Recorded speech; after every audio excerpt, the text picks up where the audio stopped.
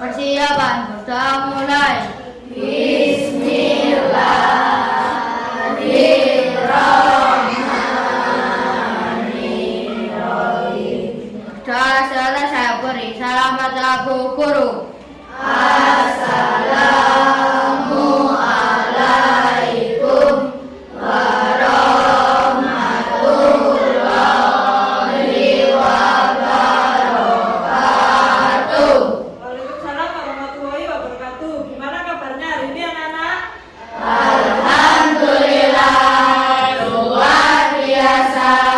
Tetap semangat. Yes. Nah, sebelum memulai pelajaran hari ini, Bu Guru absen terlebih dahulu ya.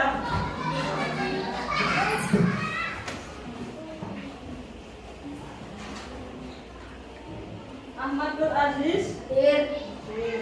Aisyah Salsabila, Hadir. hadir. Alhamdulillah hadir semua ya. Nah, sekarang silakan dikeluarkan buku tulis dan buku paketnya terlebih dahulu. Nah, anak-anak, sekarang kita akan belajar di tema 5 pahlawanku, yaitu subtema 1 perjuangan para pahlawan. Nah, jadi anak-anak, bagaimanakah perjuangan para tokoh di masa kerajaan Hindu, Buddha, dan Islam? Bagaimanakah sikap kepahlawanan yang mereka miliki? Nah, ayo kita cari tahu lebih lanjut. Nah, anak-anak, sekarang silakan dibuka buku paketnya halaman 2. Nah, anak-anak, di halaman 2 itu ada bacaan yang berjudul Raja Purnawarman, Panji Segala Raja. Nah, sekarang silakan kalian baca terlebih dahulu bacaan tersebut. Nah, sudah selesai membacanya? Sudah. Jika sudah selesai, apakah ada yang mau ditanyakan dari bacaan tersebut? Saya Bu, Ya, silakan. apa yang dirasakan atas perjuangan yang dilakukan oleh Raja Purnawarman? Nah, anak-anak, ini otomatis mereka itu akan merasa senang. Nah, dampaknya dari perjuangan ini, mereka bisa merasakan air dari aliran sungai mengalir ke ladang milik mereka sehingga sawah mereka menjadi subur dan rakyat tidak menderita kekeringan pada musim kemarau. Nah, jika dirasakan, rakyatnya sangat senang. Nah, karena lebih aman, karena tidak ada perompak yang telah dikalahkan. Nah, rakyat di Kerajaan Tarumanegara ini hidup aman dan juga sejahtera. Nah, apakah ada lagi yang mau ditanyakan? Silakan. Ya. Bagaimana kehidupan rakyat kerajaan Tarumanegara jika rajanya tidak memiliki sikap kepahlawanan seperti Purnawarman?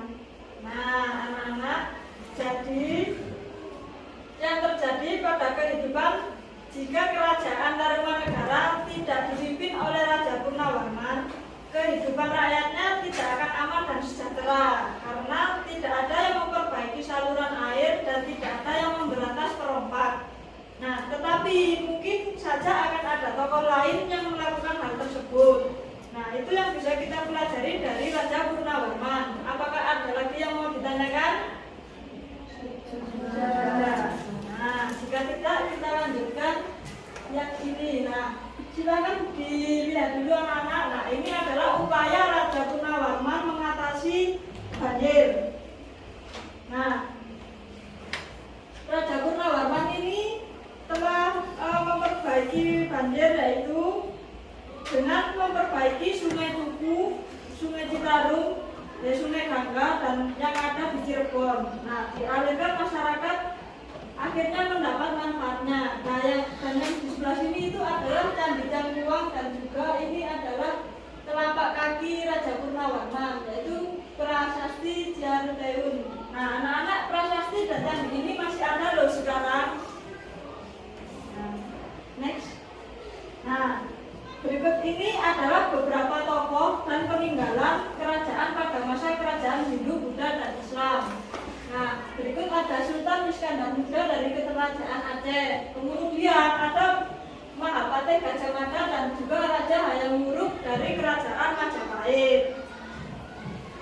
Nah, anak-anak, inilah perjuangan yang telah dilakukan oleh Raja Balaputra Dewa. Sekarang Ibu coba minta buat kamu membacakan teks tersebut. Silakan berdiri.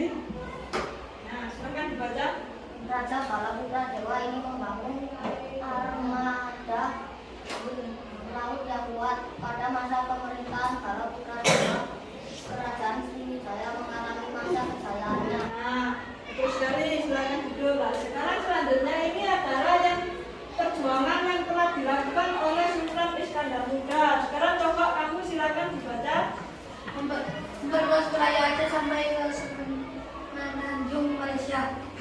Aceh mengalami masa kejayaan karena menjadi pusat perdagangan dan pengembangan ajaran Islam di Aceh. Nah, betul sekali. Sekarang adalah perjuangan yang telah dilakukan oleh Sultan Hasanuddin. Silakan dibacakan. Berdiri dulu. Sultan Hasanuddin sangat berani gagah dan melawan berbagai atau pemberontak. Beliau berani melaksanakan seluruh bentuk kesenangan serta penolakannya. Nah, yang terakhir ini adalah perjuangan yang telah dilakukan oleh Gajah Mada dan juga Hayam Wuruk. Silakan Devi dibacakan. Gajah Mada dan Hayam Wuruk telah berhasil melakukan nusantara. Gajah Mada membantu tugas serta menjawabnya baik setelah masih menjadi prajurit Pati hingga pulang perang. Terima kasih anak-anak yang nanti sudah membacakan yang teks yang sudah Ibu tampilkan tadi. Nah, jadi anak-anak, peninggalan yang mereka wariskan bukan saja benda bersejarah, tetapi juga pemikiran dan nilai-nilai perjuangan yang telah menginspirasi bangsa Indonesia ini. Nah, sekarang apakah ada yang ditanyakan? Tidak ada. Nah, jika tidak ada, sekarang silakan dicatat di buku tulis kalian masing-masing. Nah, ini adalah tugas kalian di rumah. Tugasnya adalah tuliskan nilai-nilai perjuangan atau peninggalan lainnya dari para raja yang mempengaruhi masyarakat atau daerah di mana mereka tinggal. Nah, anak-anak, tugasnya ini dikumpulkan pada pertemuan berikutnya. Kalian bisa mencarinya melalui buku paket ataupun browsing di internet. Nanti akan kita bahas pada pertemuan yang akan datang. Nah, anak-anak, sekarang ini tadi kan Bu Guru sudah telah menayangkan ini kan melalui proyektor yang ada di belakang kalian. Nah, bagaimana itu bisa terjadi lah? Karena dari proyektor itu ada cahaya yang merambat lurus langsung ke tembok kalian. Nah, itulah merupakan salah satu sifat-sifat cahaya. Nah, anak-anak, mari kita pelajari lebih lanjut lagi tentang sifat-sifat cahaya. Nah, anak-anak, sebelum kita memasuki sifat-sifat cahaya, akan Bu Guru terangkan terlebih dahulu yang dinamakan cahaya. Nah, cahaya itu adalah suatu bentuk energi yang sangat penting yang dibutuhkan oleh seluruh makhluk hidup yang ada di bumi. Nah, tanpa adanya cahaya, kehidupan di bumi pun dipastikan tidak dapat berjalan sempurna. Nah, semua makhluk hidup menggantungkan hidupnya baik secara langsung maupun tidak langsung terhadap keberadaan cahaya tersebut. Nah, sekarang yang pertama adalah sifat-sifat cahaya, yaitu cahaya dapat merambat lurus.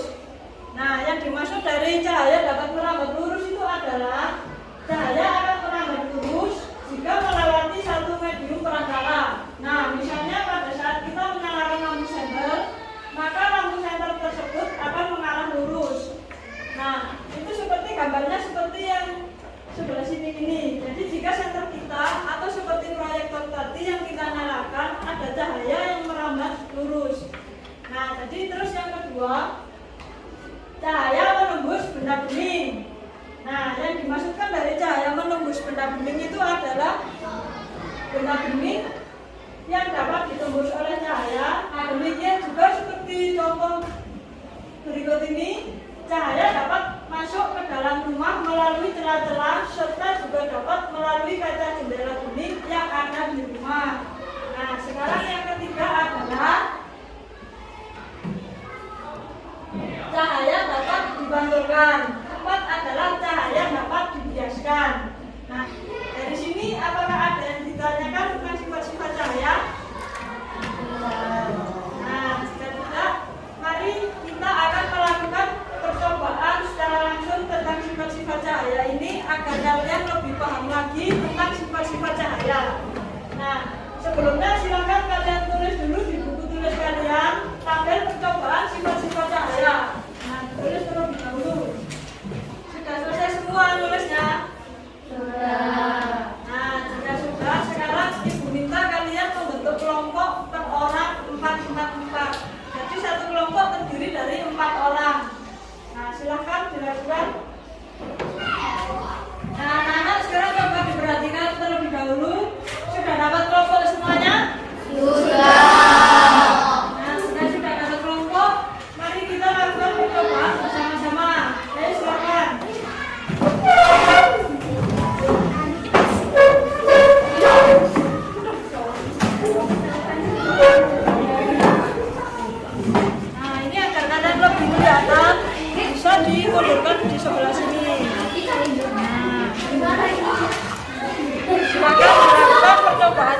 data terlebih dahulu. Siapa yang mau melakukan percobaan? Ayo. Nah, yang lain diperhatikan ya anak-anak. Ini kalian lihat apakah cahaya bisa merambat lurus atau tidak. Jadi silakan diperhatikan terlebih dahulu dan dicatat.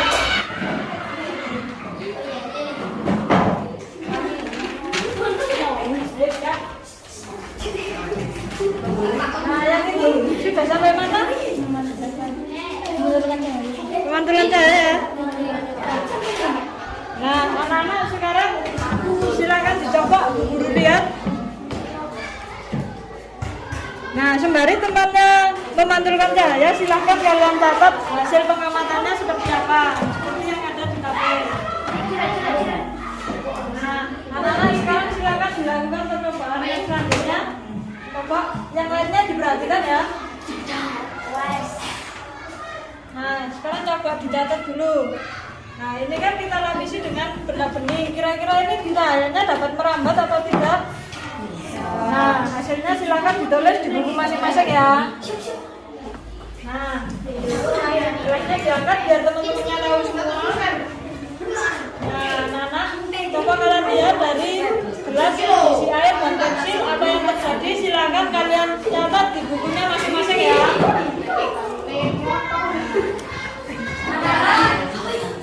Silakan diperhatikan sebentar. Nah, setelah kalian melakukan percobaan yang tadi kan sudah ditulis di tabelnya di bukunya masing-masing. Nah, sekarang saatnya kalian mempresentasikan hasil dari percobaan tersebut. Nah, sekarang langsung saja kita mulai dari kelompok yang pertama. Silakan maju ke depan. Gimana ya anak-anak? Nama percobaan cahaya menembus benda bening. Tujuan percobaan mengetahui cahaya dapat menembus benda bening.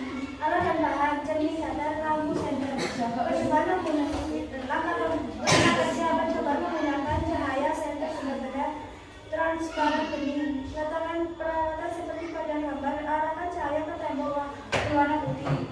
Hasil pengamatan cahaya senter yang melewati benda bening dapat terlihat sedangkan sebaliknya pada benda tidak bening seperti plastik cahaya tidak bisa menembus. Nah, percobaan beri tepuk tangan buat kelompok 1 yang sudah maju duluan. Nah, sekarang lanjut dengan kelompok 3. Silakan maju ke depan. Percobaan cahaya dapat dijelaskan. Tujuan percobaan mengetahui cahaya ini dapat dijelaskan.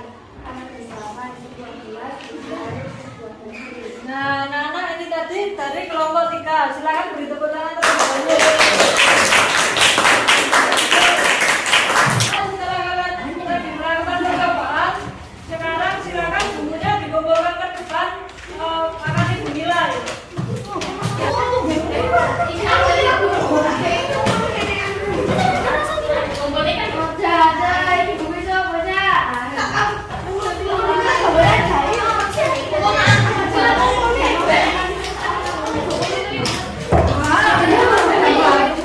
Perhatikan sebentar.